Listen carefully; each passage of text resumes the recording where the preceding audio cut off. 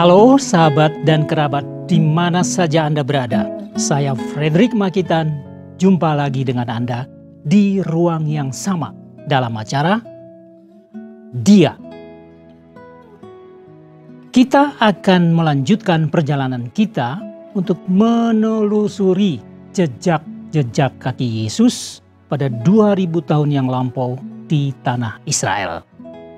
Dan kita saat ini masih ada di dalam satu peristiwa yang khusus, yaitu pertemuan antara Nikodemus dan Yesus di suatu tempat yang tidak diketahui oleh orang lain. Dan pada episode yang lalu kita sudah berbicara tentang bagaimana Yesus berdialog dengan Nikodemus dan memberikan satu pernyataan tentang engkau harus dilahirkan kembali untuk bisa masuk ke dalam kerajaan Allah. Kita sudah membahas itu pada episode yang lalu. Dan hari ini kita akan melanjutkan dengan melihat bagaimana kelanjutan percakapan Yesus dengan Nikodemus pada malam hari itu. Dan kali ini yang akan saya angkat adalah satu ayat yang ditulis oleh Yohanes pasal 3 ayat 16. Ini salah satu perkataan Yesus yang berbunyi, "Karena begitu besar kasih Allah akan dunia ini, sehingga ia telah mengaruniakan anaknya yang tunggal, supaya barang siapa yang percaya akan Dia anak tunggal ini tidak akan binasa, melainkan beroleh hidup yang kekal." Now get your message. Nah, sekilas kita perlu ingat kembali siapa Nikodemus. Nah, Nikodemus ini kita masih ingat barangkali dalam episode yang lalu saya jelaskan. Dia adalah seorang pengajar Israel, seorang rabi, seorang yang sudah tua, seorang yang kepalanya penuh dengan pengetahuan, bukan saja pengetahuan keagamaan, tetapi juga pengetahuan tentang hal-hal yang lain, pengetahuan yang lain. Dia adalah salah seorang dari 70 anggota Mahkamah Agama Yahudi yang disebut Sanhedrin. Dia seorang yang sangat dihargai, sangat dihormati, bergengsi. Sama dengan orang-orang lain, teman-temannya, mereka berada pada satu strata kehidupan sosial yang tinggi di masyarakat Israel pada saat itu. Jadi ini bukan orang kecil. Tetapi Nikodemus ini, dia mengambil keputusan untuk datang sendirian di waktu malam untuk menemui Yesus. Ada satu kebutuhan yang sangat mendasar sehingga dia berani memutuskan menanggung apapun risiko yang akan dia pikul barangkali sebagai akibatnya. Tapi dia harus datang untuk bertemu dengan Yesus. Dia ingin mendengarkan banyak dari Yesus sendiri secara langsung. Dan Nikodemus ini dia mengakui Yesus sebagai rabi. Walaupun Nikodemus sendiri adalah seorang rabi, dia mengakui Yesus sebagai seorang rabi, guru yang berasal dari Allah. Dia mengakui Yesus sebagai orang yang datang dari Allah, yang memiliki kuasa untuk membuat mujizat, yang disertai Allah, dan juga yang menyertai manusia kapanpun. Nah, itu yang kita ketahui tentang Nikodemus. Ada satu dua hal yang lain lagi tentang kelahiran kembali yang saya sudah jelaskan tadi. Juga ada satu istilah, yaitu tentang kerajaan Allah yang Tuhan Yesus memberikan penjelasan kepada Nikodemus tentang hal itu.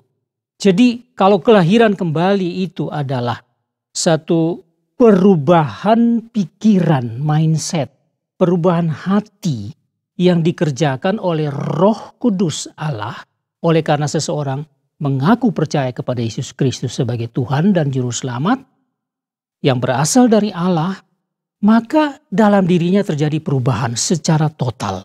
Dan inilah kelahiran kembali, yang prosesnya memang tidak sama untuk setiap orang. Lalu bagaimana dengan kerajaan Allah?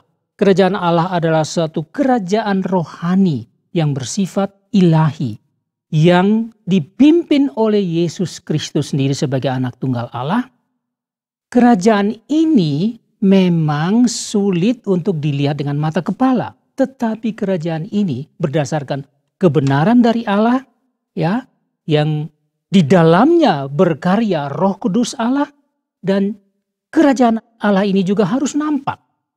Nampak di dalam kehidupan real umat manusia, khususnya mereka yang percaya kepada Yesus Kristus. Inilah kerajaan Allah. Simple bukan? Tetapi kerajaan Allah ini bukan saja ada sekarang, memang sudah ada sekarang, tapi kerajaan Allah ini juga bersifat kekal. Tidak ada awal, tidak ada akhir. Dan dia ada selama-lamanya. Karena di dalamnya Yesus sendiri, Allah sendiri ada dan tinggal di dalamnya. Nah, kawan, untuk pertemuan kali ini, pada hari ini, ada perkataan lain Yesus yang mau diangkat yang saya sudah katakan tadi. Yaitu yang diambil dari Yohanes pasal 3 ayat 16.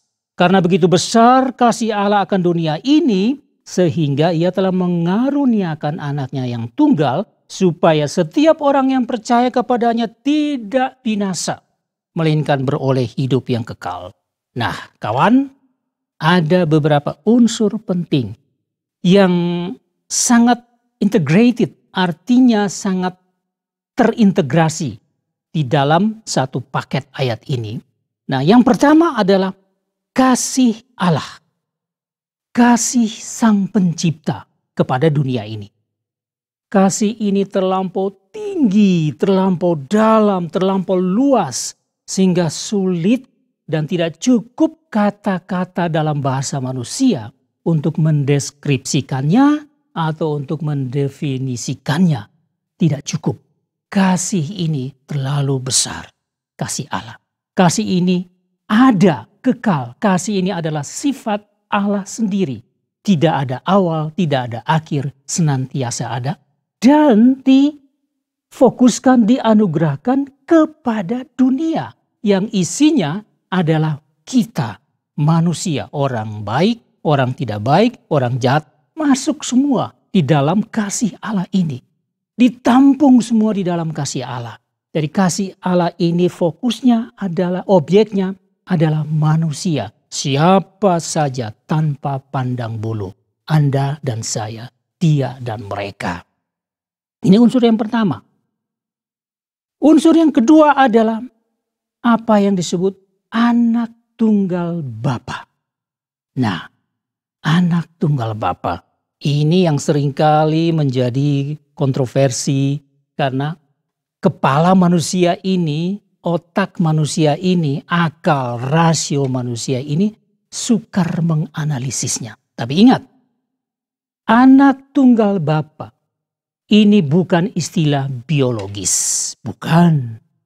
Artinya bahwa ini adalah semacam, ya katakanlah, seorang suami dan istri yang terikat dalam pernikahan, lalu mereka melahirkan seorang anak. Satu-satunya disebut anak tunggal.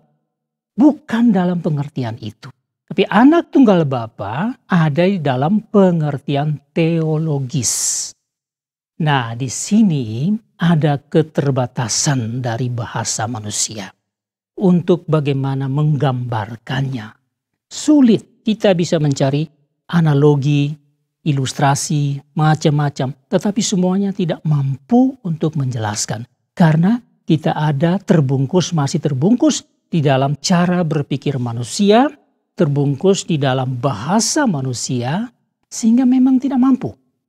Tetapi paling sedikit Yohanes memakai istilah ini untuk memberikan kesempatan kita bisa menggambarkan bahwa anak tunggal Allah Bapa, artinya bahwa Yesus sebagai anak tunggal Allah Bapa ini mempunyai hubungan dengan Allah Bapa, hubungan yang erat, satu, menjadi satu.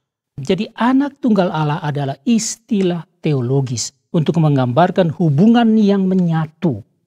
Satu kasih, satu hubungan, satu tabiat, yaitu ilahi. Dan antara Yesus dan Allah. Nah, ini pasti sulit dipahami oleh Nikodemus. Kita masih akan bicara terus tentang soal ini. Dan unsur yang ketiga adalah bahwa anak tunggal Allah ini dianugerahkan supaya kepada manusia, supaya siapa yang percaya.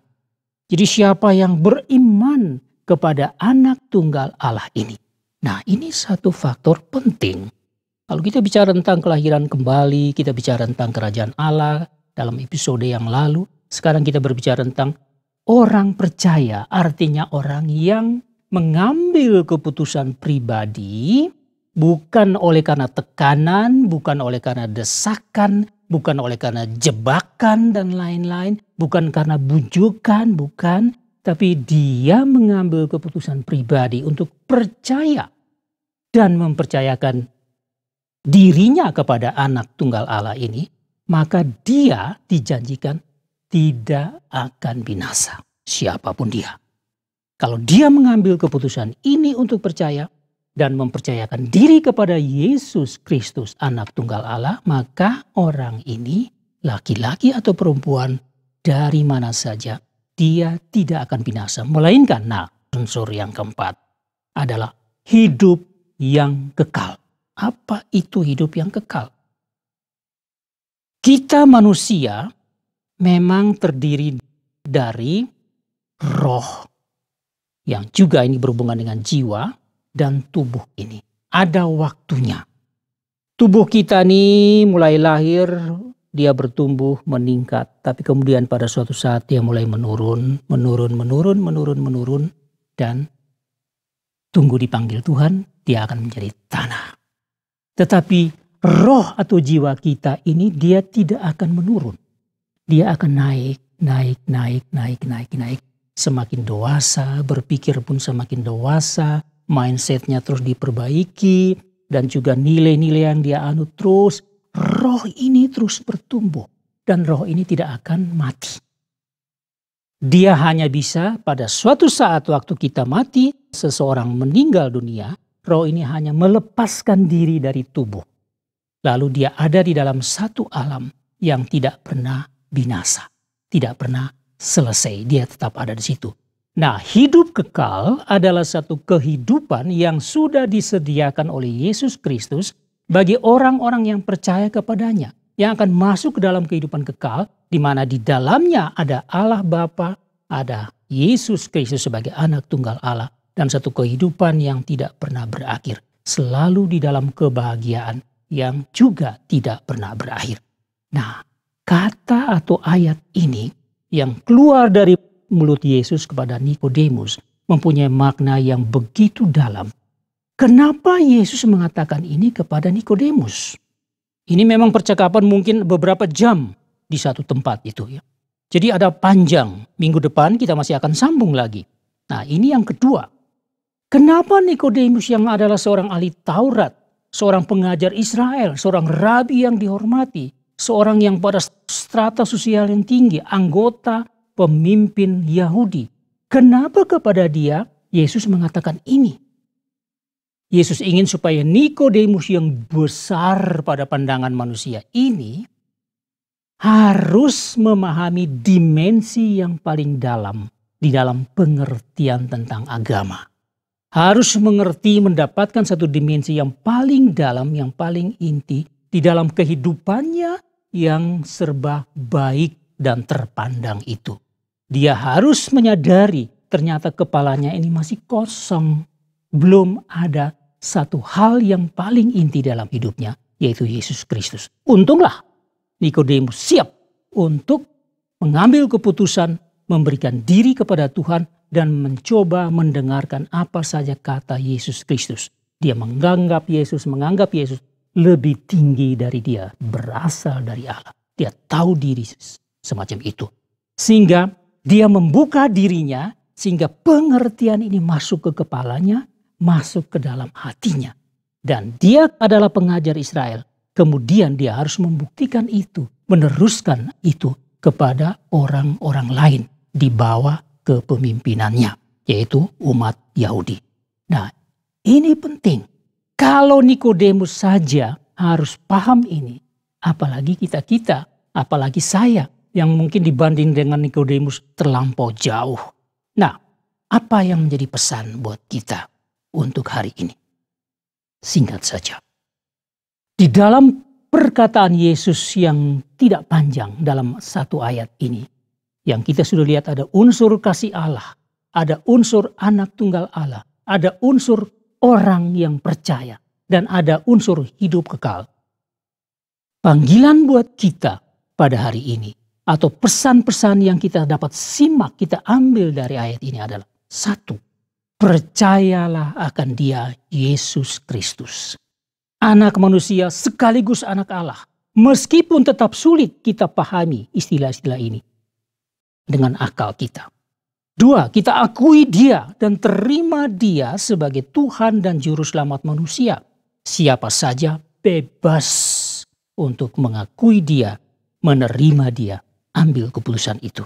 Dan ketiga, di dalam iman kepada Yesus Kristus ini, hiduplah bersama dengan Dia yang hadir dalam Roh Kudus. Walaupun mata kita tidak bisa melihat, tubuh kita tidak bisa bersentuhan, tetapi roh kita menyatu dengan Dia, hidup bersama dengan Dia, dipimpin oleh Dia, Yesus Kristus, dibimbing oleh Dia, Yesus Kristus. Dan yang keempat, jadikanlah Dia lebih dekat lagi sebagai sahabat pada segala waktu, di mana saja, dalam situasi apa saja. Baiklah, kawan, sampai di sini jumpa kita. Saya berharap ada satu sentuhan baru di hari yang baru, sentuhan dari surga. Dan terima kasih atas perhatian Anda. Saya Frederick Makitan, pamit dulu. Get your message, have a good day, and see you next time.